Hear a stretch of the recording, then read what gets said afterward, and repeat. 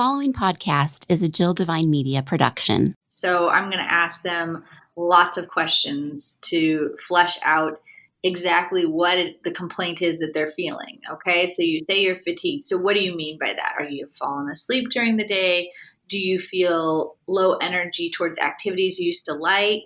And then we talk about their life. We talk about their sick mom or their challenging child that is having some special needs. We talk about the real stuff that drives how we feel. This episode of Two Kids and a Career is brought to you by Elemental Aesthetics. You can be guaranteed that your experience is going to be unique and customized to your specific needs. See how they can help you focus on natural beauty enhancements by visiting elementalaesthetics.com. Hi there and welcome to Two Kids and a Career. I'm Jill Devine. As an entrepreneur, wife, and mama, the daily grind of trying to build a business while taking care of kids and trying to maintain a healthy connection with my hubby, it's a lot. With this podcast, you're going to hear candid conversations with other moms, parenting experts who can share their knowledge and insight, or you'll just hear me rambling to get it all out. There's going to be tears, there's going to be laughter, but most importantly, there will be support. Take a listen and connect with me so we can grow and learn from one another. This is Two Kids and a Career. Welcome to another episode of Two Kids and a Career. And my guest this week, it's funny because there's all these different 6 degrees of who you know, like they joke around about the Kevin Bacon situation, but I was introduced to a number of individuals that have come on this podcast through a woman by the name of Tracy. And Tracy has introduced me to this week's guest as well. But I also have been introduced to Dr. Allison Walsh through Jennifer Warman-Bloss, who is the owner of Elemental Aesthetics, who has been a sponsor of the podcast. Jennifer's been on the podcast, and we've just met some really incredible women through the connection of Tracy. Dr. Allison Walsh, welcome to the podcast. I feel like I know you, but I don't know you. Well, thank you. Well, let's get into this and talk about all that you're doing, where you've come from, where you are now. So here's the thing. I know, are you still practicing as an OBGYN? I am. I am still in full-time general OBGYN practice, delivering babies and the whole thing. So how the heck are you doing everything else that you're doing and have kids, 2 kids and a husband? That's the first question. It is busy. I won't lie. I am definitely running a lot of the time, but I'm doing all things that I love doing. So that makes it easier. Well, I want to paint a little bit of a picture here and say that I am very interested in talking to you about all that you're doing besides, I think it's just fascinating in itself to be an OBGYN and what you have learned over the years to help women, because that's exactly what you are doing in addition to helping us with our babies and delivering them. You are the founder of Women's Lifestyle Solutions. And like you said, still practicing as an OBGYN. I don't think that women give themselves enough credit, give themselves enough grace when it comes to their bodies and their hormones, and especially what happens when you get older and when you have babies. And from my understanding, that's one of the main things that you are trying to do with the Women's Lifestyle Solutions. Is that correct? Absolutely. So kind of through my general OBGYN practice, I had the opportunity to work with women across generations. And in particular, in my patients who were entering their mid 40s through mid 50s, going through that next big transition in our lives, I found women were struggling, and different than the struggle you see in people trying to conceive, being pregnant and being new moms.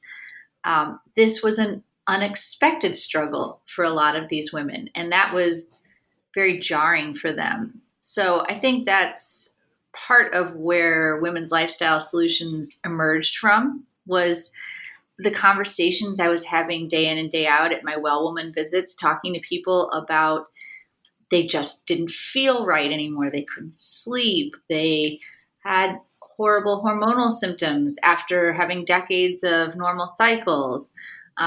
Emotionally, this transition was taxing, coming at a hard time in life, transitional high schoolers and aging parents, and just the entire experience of that phase of life was a struggle for many women I was speaking with. And that gave me a desire to dig deeper into that space, learn more, and then hopefully help women to make that transition a little less painfully.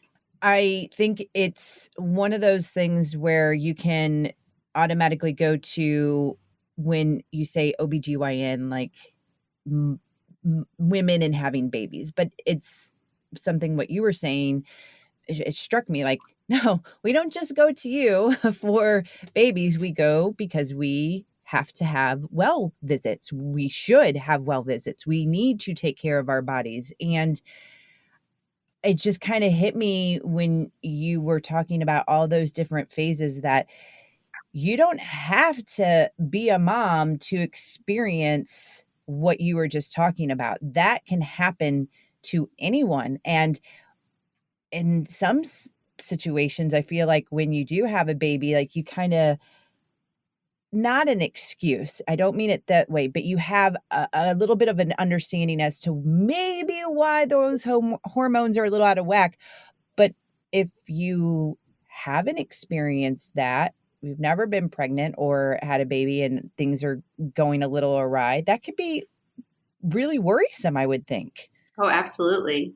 Absolutely. And our hormones impact every aspect of our bodies, physical, and then also our mental and emotional health. So just when things are not balanced, when things are not in sync, it impacts every aspect of our daily lives. And then all the sequelae of that for people who are trying to have careers and work. And like you said, whether you're a mom or not, this transition is a transition that all women are going to experience. And it's a lot less talked about. So that it's been very fulfilling, really digging deep into that space. I envision like you, when you're talking to your patients, like taking notes and creating this journal of all these different questions and then going in and digging deeper. Where do you dig deeper? Do you have different education opportunities through your line of work? How does that even go about?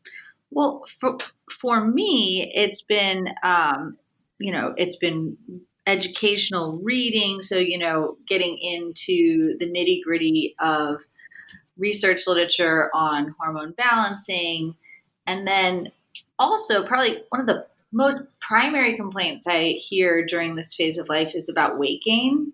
Ugh. So for me, the hormone balancing and its relationship with insulin resistance and weight gain all was intimately connected. So I thought about educating myself more on hormone balancing, compounding, involving testosterone in hormone balancing, which is not part of the traditional education that you receive in residency, and then layering that with my evolving knowledge of weight loss medicine and medical weight loss, learning how to approach women's weight loss in particular, and that special relationship between hormones and insulin resistance in particular. That's probably been the biggest area that I've spent the most time on, and also the most rewarding, because I think when you learn how to manage those components of midlife weight gain for women, you just see such dramatic results for a lot of these ladies. So it's been fun for me to learn just as kind of a lifetime learner, but it has also been rewarding to see the results for my patients. I want to hit pause on this week's conversation to talk to you about Elemental Aesthetics. They are a sponsor of the podcast and they have a brand new location. They have some brand new treatments. They have some brand new faces and, of course, some familiar faces. But one thing remains the same. Every time you leave Elemental Aesthetics, you will feel your absolute best. Now, they have some specials that they are running right now for March, and I will have all of them listed on the show notes at jilldevine.com. But I want to highlight a couple of them. The Cryoskin Facial, which uses this cool wand that massages the face, reduces puffiness, lifts, tightens, immediate results. Then Botox, $10 per unit. This is a March special, so not after March will you get this. And then I'm going to talk to you about the lymphatic drainage. Okay, so this is something that is really catching the eye of individuals. This lymphatic drainage massage, it's a great way to help your lymph move more efficiently around the system. Benefits are a strengthened immune system, and you'll look and feel less bloated because that excess fluid and the toxins, they're really kind of gently encouraged out of the body. It's also been seen to have a great effect on reducing the appearance of cellulite. It aids in weight loss and body sculpting, and there is a special happening right now with 10 treatments for $12.50. All of this will be listed at jilldevine.com, but again, you will feel amazing every time you leave Elemental Aesthetics from their brand new location. Check them out online, elementalaesthetics.com. All right, let's get back to this week's conversation. Weight gain and weight loss, it can be a really sticky topic. And I mean that in the sense of, there's definitely a lot of unhealthy ways to lose weight. There's the short-term goals that we all know don't really work. And I think that sometimes, and myself included, you don't realize that there may be an underlying issue. Now, here's where I get frustrated. When someone is not doing the work, like, I guess what I'm trying to ask you on this question is, you're going to gain weight if you aren't moving your body at all, if you're eating all the yucky stuff, and you can't really necessarily blame that on hormones, or can you? I'm not trying to judge. I'm just asking that question. Like, I don't want someone, I've seen it happen before where they think that they can do nothing and still be taken care of. Does that make sense? Sure, of course. So as you might expect, the answer to that question is sort of yes to both. So of course, if you are making behavioral choices with regard to the diet that you are following, the food you're eating, and with regard to your level of physical activity that lead to a calorie excess, you're going to see weight gain. So the way you choose to conduct yourself absolutely impacts your weight. And for those trying to lose weight, those behavioral modifications are essential and primary for weight loss.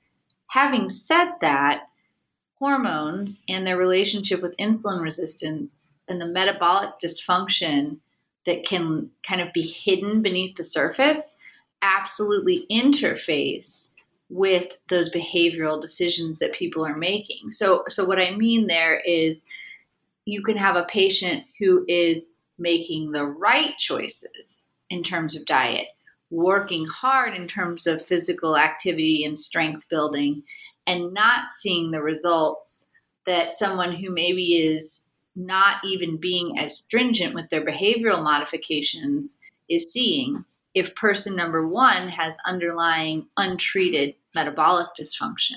That leads to the mental and emotional component of weight gain that creates that vicious cycle that those who carry excess weight often find themselves trapped in. They get it's January 1, you get the mental and emotional energy to try again to finally get your weight into a place that will leave you feeling physically, mentally, emotionally good. You do the right things for 2 or 3 weeks and you see no result or minimal result. And for those people that have struggled lifelong and have this undertreating metabolic dysfunction underlying their weight gain, managing that for the first time and allowing them to experience the success and the weight loss that those who have normal metabolic function experience when they make good behavioral choices, it's incredible. It's so rewarding. And for these women, many of whom have struggled with this their entire lives, to, for the first time, feel like their efforts are being rewarded the way they've seen their friends' efforts be rewarded, it's pretty wild to watch. So can it not be just about a weight loss situation with you? Sure. So I work with patients to help them to achieve wellness. And by that, I'm helping them to achieve emotional, mental, and physical wellness as defined by them. So I want you to feel as good as you can for as long as you can. So I work with some individuals just on hormones. So there's plenty of people out there who are at a normal, healthy BMI and weight loss is not a component, but they're struggling with hot flashes, insomnia, anxiety, depression, mood related issues with hormones. And we'll just focus on potentially hormone replacement or modification. I work with some people for both weight and hormones. And then additionally, part of wellness is, for me, has been eliminating pain and fatigue and other chronic syndromes that leave you feeling drained and not your best self. And so I try to implement complementary medicine when I manage those situations. So I'm taking the best of traditional pharmaceuticals and combining it with plant-based medicine, whether that's compounded hormones or medical cannabis, to try to optimize people's wellness. You're exactly who I want to talk to, because that is what I believe in. I have gone through different ups and downs where it's like, do I talk just completely holistic? Do I do a combination of both? And when you have a lot of outside voices coming in at you, you change your mind lots of times, or at least go and research lots of different things. And I believe what you just said, like there could be a really good combination of both. And I think that sometimes, people, again, outside resources or outside voices will get in your head, and you think that you can't do this because it's leading to whatever, or it's giving pharmaceutical, whatever. I'm not going to get into politics. I'm not going that way. I believe in the research and the medicine that it needs to get you to where you want to live your full life, and to live it the best way that you possibly can, and the safest way. 100%. 100%. I really view it the same. I feel like I have a unique opportunity because of my medical education to really take the best of both worlds and help my patients to find that sweet spot. So when I work on hormone balancing and weight loss with folks, I often am using a combination of, traditional pharmaceuticals, stuff you're seeing advertised on television to help with weight loss, and combining that with compounded hormone replacement therapy, for instance. Or for a patient that is struggling mightily with insomnia, has tried every option the pharmaceutical world has to offer, adding medical cannabis, allowing them to get some sleep, can have huge impacts on their weight journey in particular, because we know when we're not sleeping, that makes it so much harder mentally to make good choices the next day.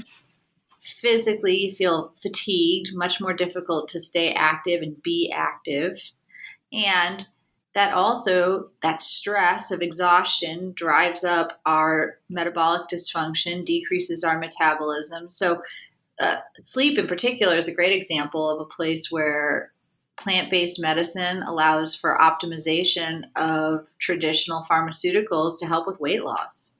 Well, let me ask you about having little kids and even that loss of sleep when you have babies. I mean, that happens.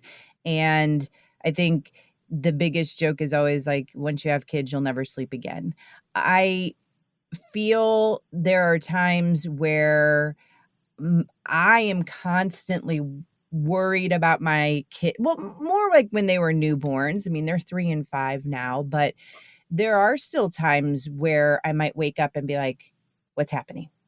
What's going on? And they are so energetic too. I feel like I'm always tired, but I'm also like, is this just a season I'm in? How do I approach things like this? Sure. Well, I couldn't agree with you more. My kids are 1 and 3. Ah, yep. I still am up at night, not infrequently myself, dealing with little kids. And when I talk with relatively new moms or young moms, this comes up a lot. I'm permanently exhausted. And Right. first of all, like, are you sleeping? Yeah, that's one of the initial questions. And there's an element of this 100% that's a phase of life. As our kids get older, they tend to sleep through the night, and some of that component of the sleep disruption resolves on its own for most people. But then I get into with folks that are talking about chronic fatigue and sleep disturbance. Let's talk about your room. Is it quiet? Is it dark? Have you eliminated screens? So have you set the table to allow for sleep? And then we talk about physical ailments that can be disrupting sleep. Are you in pain? Are you having bladder issues? Are you up to the bathroom 3 times a night? Are you having hot flashes? Okay. And then we also get into the emotional drivers, like you mentioned. We all are living busy, crazy day-to-day lives. So do you fall asleep and you wake up in the middle of the night and you're just overrun by anxiety and can't stop that racetrack brain, and how to strategize from a cognitive behavioral standpoint and or from medication standpoint to assist with those issues. So yeah, I mean, sleep disruption is multifactorial. And I always make the distinction when I talk with patients about these kinds of struggles, difference between normal and common. So is it normal to be exhausted when you're a young mom? No. Is it common? Yes. So I think sorting that out and figuring out how to approach it, identifying what the biggest driver for you is it that your kid is waking up? Is it that you're anxious? That really allows you then to tailor a solution. All right. So, speaking of solutions, would you mind walking me through what it would be like if a woman comes into you and wants to talk to you about how she's feeling? Like, I know we can't spend all this time saying, oh, let's go with patient A has this, this, and this. But is there a starting point? If someone walks in and says, hey, I just don't feel right, where does that begin for the patient and for you? For me, every patient visit with kind of a broad, non-specific complaint begins with a detailed history. So I'm going to ask them lots of questions to flesh out exactly what the complaint is that they're feeling. Okay. So you say you're fatigued. So what do you mean by that? Are you falling asleep during the day? Do you feel low energy towards activities you used to like? Try to get more detail about exactly what's bothering them. And then we talk about their life. We talk about their sick mom or their challenging child that is having some special needs. We talk about the real stuff that drives how we feel. Once we have fleshed out the complaint and the drivers of that, then it's just drilling down into, okay, what can we do to help solve that? And whether that is behavioral modifications or medication, or usually, frankly, both. So we talk, we take it apart. If there's a physical component, patients will receive a physical exam. If I'm trying to identify, oh, it hurts here, okay, show me where. That's, a part of it for some visits, although most of my visits for wellness related concerns, whether it's at my general practice or at Women's Lifestyle Solutions, they're mostly just talking and really taking it apart and helping. Sometimes people don't even realize the primary driver of their complaint until they actually say it aloud. I think just the process of dissecting out their own day-to-day life in the context of their complaint can be really helpful for some folks. It's almost like a therapy session in a way. I mean, to have you sit down and talk to the person so many times, you don't really get that in-depth conversation or that feeling that you want from your primary doctor, general practitioner, whatever it may be, just because of the time constraints, because of whatever it may be. But to actually have someone that's invested in you and wants to hear why, that's a huge deal. That is part of the reason why Women's Lifestyle Solutions exists. Is I started, this work began in my general OBGYN practice about 4 to 5 years ago, with a weight loss focus, but also hormone balancing in my traditional setting. And I quickly found that to do this well, to do this the way I wanted to, I needed more time with patients. I needed the right environment for them to feel like they could share and really have the full discussion that they needed to have, that we needed to have to find the right path forward for them to wellness. So having that extra time at Women's Lifestyle Solutions has been just really nice for me. It's so nice to be able to actually sit and talk to patients and finish the conversation, which I do feel like, and I totally want to echo your sentiment, the traditional medical environment right now is tough for patients and for physicians because it doesn't afford the time or the environment to have the in-depth conversations that can really lead to a holistic and successful approach to medicine for these type of issues. Straightforward stuff, fine, that can absolutely be handled in a traditional setting pretty quickly and easily, but these kind of complaints and issues are usually driven by complex phenomenon in your lives that are physical, circumstantial, emotional, mental. And if you don't address each component of it, you're not going to get that sustainable result that you're looking for.